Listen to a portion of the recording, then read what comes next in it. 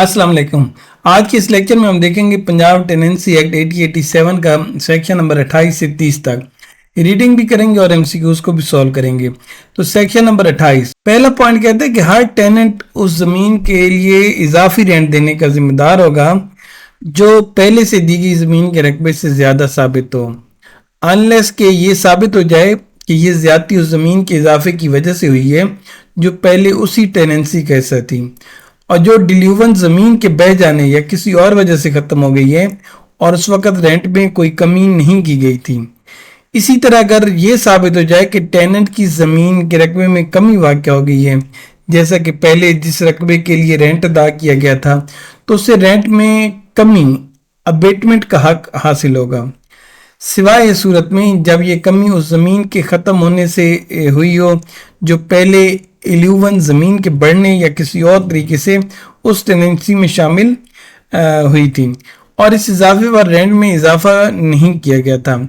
दूसरा पॉइंट, जब अदालत ये तय करे कि पहले किस रकबे के लिए रेंट दिया गया था तो वो दाज़ैल बातों को मद्देनजर रखेगी। पहला, टेनेंट के कब्जे की इब्तिदा और शराइत, मसलन आया कि रेंट पूरे टेनेंसी के लिए मजमूई तौर पर था या नहीं था। दूसरा, आया कि टेनेंट को इजाफी ज़मीन रखने की इजाज़त दी गई थी और लैंडलॉर्ड की मर्जी से और उसके एवज रेंट में इजाफा किया गया था या नहीं, और ये कि कितने अरसे से रेंट या रकबे के बारे में कोई तनाज़ा नहीं रहा। तीसरा पॉइंट, अदालत जब रेंट में इजाफा या कमी करेगी तो वो ऐसा इजाफा या कमी करेगी जो मुनसिफाना हो और मुनासिब हो और अपने डिक्री में वो तारीख भी बयान करेगी जिससे ये इजाफा या कमी मौसर होगी। और चौथा पॉइंट कहता है कि इस दफ़ा के तहत किया गया रेंट का इजाफा या कमी इस कानून के मानी में एनहांसमेंट या रिडक्शन ऑफ रेंट नहीं समझा जाएगा। अब इसमें से सवाल बनता है कि under section 28 when is a tenant liable to pay additional rent, दफा 28 के तहत टेनेंट कब इजाफी रेंट अदा करने का पाबंद होता है। See, when the area of land increases beyond what was previously paid for, जब जमीन का रकबा पहले से अदा किए रकबे से ज्यादा साबित हो जाए। According to section 28 when is a tenant entitled to abatement reduction of rent, दफा नंबर 28 के मुताबिक टेनेंट को रेंट में कमी यानी अबेटमेंट का हक कब हासिल होता है। When the land suffers a deficiency compared to the area previously paid for, अगर जमीन की मिकदार कम हो जाए तो टेनेंट को रेंट में कमी की रायत दी जाती है। According to section 28, which of the following is not a factor for determining the area for which rent has been previously paid? दरअसल में से कौन सा आंसर इस बात के तयन में शामिल नहीं कि रेंट किस रकबे के लिए अदा किया गया था। B, tenants income level, tenant की जाती आमदनी का जमीन के रकबे के तयन से कोई ताल्लुक नहीं होता। According to section 28, who determines the fair and equitable amount of addition or abatement of rent, मुनसिफाना और मुनासिब इजाफे या कमी का तयन कौन करते हैं? कोर्ट इस बात का तयन करते हैं। According to section 28, an addition to or abatement of rent under section 28 shall not be considered what, दफा 28 के तहत रेंट में इजाफा या कमी को किस हैसियत में नहीं समझा जाएगा। An enhancement or reduction of rent within the meaning of this act, इस दफा के तहत की गई तब्दीलियों को कानूनी तौर पर नया इजाफा या कमी नहीं कहा जाएगा। सेक्शन 29 की रीडिंग। सेक्शन 29 जो कि किराया में रायत से मुतल्लिक है। ये सेक्शन कहता है कि अगर किसी कोर्ट को जो एरियर्स ऑफ रेंट के बारे में डिक्री जारी कर रही हो, ये नजर आए कि किसी टेनेंसी का रकबा डिल्यूवन या किसी और वजह से कम हो गया, या जमीन की पैदावार deposit of sand, draft, hello या किसी और आफत की वजह से घट गई है और इस वजह से पूरा रेंट लेना मुनसिफाना नहीं, तो कलेक्टर कोर्ट की पेशगी मंजूरी से इतनी रायत दे सकती है जितनी उसे मुनासिब और इंसाफ के मुताबिक लग रही हो।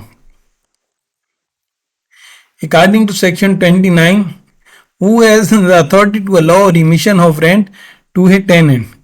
दफा 29 के तहत टेनेंट को रेंट में रायत देने का अख्तियार किसके पास होता है? द कोर्ट के पास होता है with the previous sanction of the collector. Question number 7, according to section 29, when may court allow remission of rent? दफा 29 के मुताबिक कोर्ट कब रेंट में रायत दे सकती है? When the area of tenancy or its produce has diminished due to natural causes.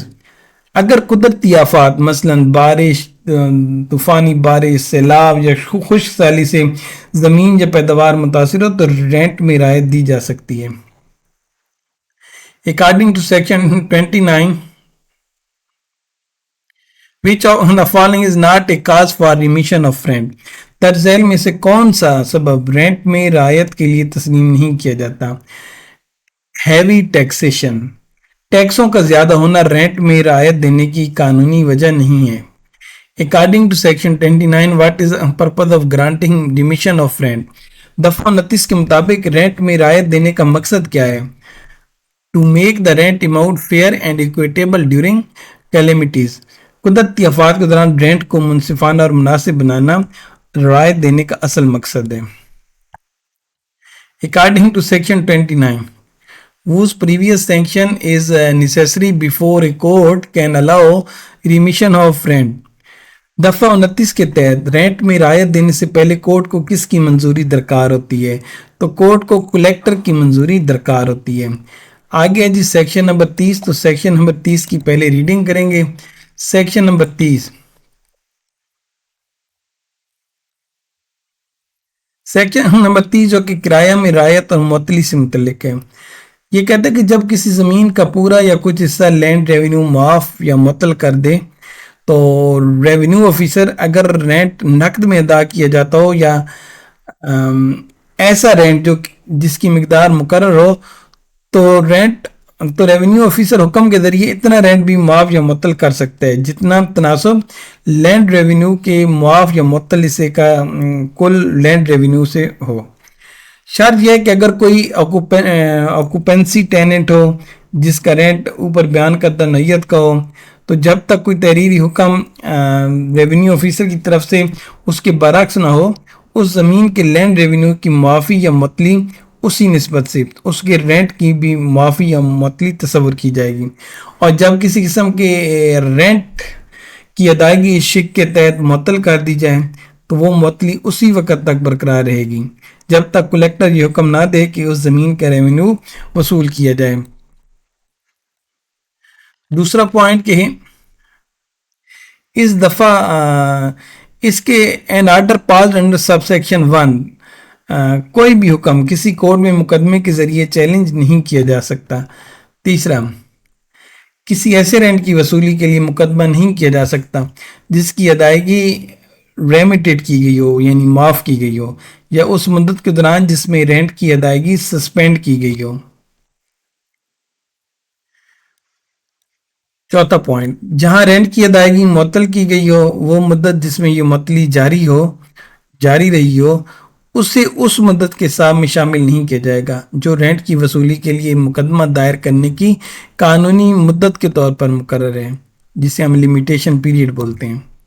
पांचवा, अगर कोई लैंडलॉर्ड किसी टेनेंट से ऐसा रेंट वसूल करे जो रेमिटेड हो यानी कि माफ हो चुका हो या सस्पेंड मुअत्तल हो चुका हो तो रेवेन्यू ऑफिसर इस रकम या इसकी मालियत लैंडलॉर्ड से वसूल कर सकते हैं और उसके साथ उतनी ही रकम बतौर पेनल्टी भी वसूल कर सकते हैं और फिर ये रकम टेनेंट को वापस करवा सकते हैं. छठा, इस दफ़ा की वो तमाम शिकें जो रेंट की रिमिशन या सस्पेंशन से मुतल्लिक हैं उन्हें इस ज़मीन पर भी लागू किया जा सकता है. उन तमाम ज़मीनों पर लागू किया जा सकता है जिसका land revenue released, compound for या रिडीम्ड किया गया हो. अगर रेवेन्यू ऑफिसर की राय में ऐसी ज़मीन पर भी वही असूल लागू हो सकते हैं जो लैंड रेवेन्यू की रिमिशन या सस्पेंशन से मुतल्लिक कवानीन के तहत राइज हैं. और सातवां पॉइंट के जो भी रकम सब सेक्शन 5 के तहत रेंट या पेनल्टी के तौर पर वसूल करने का हुक्म दिया गया हो उससे कलेक्टर ऐसे वसूल करेगा जैसे वो एरियर ऑफ लैंड रेवेन्यू हो. اب اس میں سے سوال جو بنتے ہیں ان کو دیکھ لیتے ہیں. According to section 30, who may remit or suspend the payment of rent when land revenue is remitted or suspended. پوچھا گیا ہے کہ اگر کہ دفعہ 30 کے مطابق جب لینڈ ریونیو معاف یا معطل کیا جائے تو رینٹ کی معافی یا معطلی کا اختیار کس کے پاس ہے؟ تو یہ اختیار ریونیو آفیسر کے پاس ہوتے ہیں. According to section 30, remission or suspension of rent must bear what proportion. دفعہ 30 کے مطابق رینٹ کی معافی یا معطلی کا تناسب کس کی بنیاد پر ہوگا؟ The same proportion as the remitted or suspended land revenue bears to the total land revenue. وہی تناسب جو ریمیٹڈ یا سسپینڈڈ لینڈ ریونیو کا کل لینڈ ریونیو سے ہے. رینٹ میں رعایت یا معطلی لینڈ ریونیو میں دی گئی رعایت کے مطابق ہی ہونی چاہیے. According to section 30, in the case of any occupancy tenant, what happens if the land revenue is remitted or suspended. دفعہ 30 کے مطابق اگر occupancy tenant کی زمین کا land revenue معاف یا معطل ہو جائے تو کیا ہوگا؟ Rent is proportionally remitted or suspended unless a revenue officer orders otherwise. Rent بھی اسی تناسب سے معاف یا معطل ہوگا جب تک ریونیو آفیسر اس کے خلاف حکم نہیں دے دیتا. According to section 30, can an order passed under subsection 1 be contested in court. دفعہ نمبر 30 کے مطابق کیا سب سیکشن 1 کے تحت دیا گیا حکم عدالت میں چیلنج کیا جا سکتا ہے؟ نہیں. It cannot be contested by suit in any court. According to section 30, can a suit be filed for rent that has been remitted or is under suspension. دفعہ نمبر 30 کے مطابق کیا اس رینٹ کے لیے مقدمہ دائر کیا جا سکتا ہے جو ریمیٹڈ یا سسپینڈڈ ہو چکا ہو؟ No, a suit shall not lie for such rent. According to section 30, what is excluded from the limitation period for a suit for recovery of rent. دفعہ 30 کے مطابق رینٹ کی وصولی کی مقدمے کی لمیٹیشن پیریڈ سے کون سا عرصہ خارج کیا جائے گا؟ The period during which the rent remains suspended. وہ عرصہ جب رینٹ معطل رہا. اگر لیکچر دیکھتے دیکھتے یہاں تک آ چکے ہیں تو ویڈیو کو لائک ضرور کریں اور چینل کو سبسکرائب کریں اور کامنٹ کر کے بتائیں کہ آپ کو نیکسٹ ویڈیو کس ٹاپک پر چاہیے. آپ کی رائے ہی مجھے بتائے گی کہ مجھے نیکسٹ ویڈیو کس ٹاپک پر بنانی ہے. جس ٹاپک پر زیادہ ووٹس آتے ہیں میں پریورٹی پر اسی ٹاپک پر ویڈیو بناتا ہوں. According to section 30, if a landlord collects rent that has been remitted or suspended, what may the revenue officer do? دفعہ 30 کے مطابق اگر لینڈ لارڈ وہ رینٹ وصول کر لے جو ریمیٹڈ یا سسپینڈڈ ہو تو ریونیو آفیسر کیا کر سکتے ہیں؟ ریونیو آفیسر ریکور کر سکتا ہے. Recover the amount and impose a penalty up to the same amount. اتنی رقم واپس وصول کر کے اس کے برابر جرمانہ عائد کر سکتے ہیں. According to section 30, the provisions regarding remission and suspension of rent also apply to which kind of land. دفعہ نمبر 30 کے مطابق رینٹ کی معافی یا معطلی سے متعلق دفعات کس زمین پر لاگو ہوں گی؟ Land whose land revenue has been released, compounded for or redeemed. یہ قانون ان زمینوں پر بھی لاگو ہوتے ہیں جن کا لینڈ ریونیو ختم یا طے کر دیا گیا ہو. اور آج کی اس لیکچر کا آخری سوال. According to section 30, how may the collector recover any rent or penalty ordered under subsection 5. دفعہ 30 کے مطابق کلیکٹر کسی رینٹ یا پینلٹی کی وصولی کیسے کر سکتے ہیں؟ D. As if it were an arrear of land revenue. ایسے جیسے وہ لینڈ ریونیو کی بقایا رقم ہو. کلیکٹر اسے لینڈ ریونیو کے واجبات طرف وصول کر سکتے ہیں. تو یہ تھا آج کا لیکچر جس میں ہم نے پنجاب ٹیننسی ایکٹ کے سیکشن نمبر 28 سے 30 تک کو دیکھا. اب میں امید کرتا ہوں کہ آپ کو سمجھ آ گئی ہوگی. تو ملتے ہیں نیکسٹ لیکچر میں. تب تک اپنا خیال رکھیے گا. میری دعا ہے کہ اللہ آپ کو بہت بڑا افسر بنائے. شکریہ. خدا حافظ.